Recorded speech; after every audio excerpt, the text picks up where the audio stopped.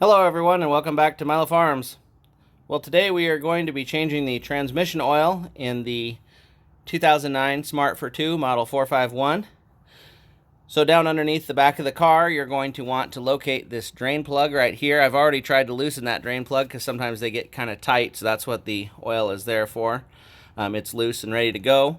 And then on the other side, up in here, on that side over there is where the fill plug is. So first of all, we're going to start out with draining the oil out into a drain pan, and then we'll go ahead and fill it back up. So I just finished driving the car, so it's all warmed up, everything's ready to go, and we'll drain it out. So I always like to hold the plug in front of it and let it drain out slowly so it doesn't shoot all over the place, and we'll get that drained out. So back over here on the driver's side now, I've removed the plug on the upper side of the transmission, and we're going to go ahead and fill that up.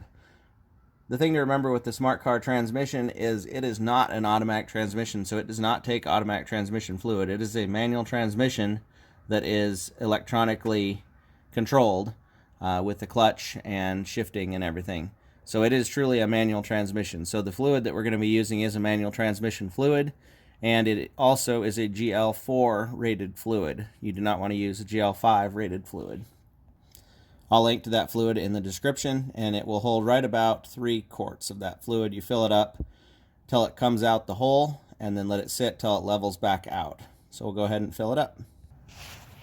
So it is filled back up to the point that it just dribbled out. We are sitting up on a jack stand kind of contraption here, so it's a little higher than it should be in the back.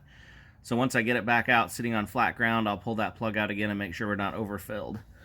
So go ahead and put the plug back in and close it up. Wipe everything down where the spills were, and it all should be good to go. So hope everybody enjoyed the video. Remember, you can't finish a project without getting started.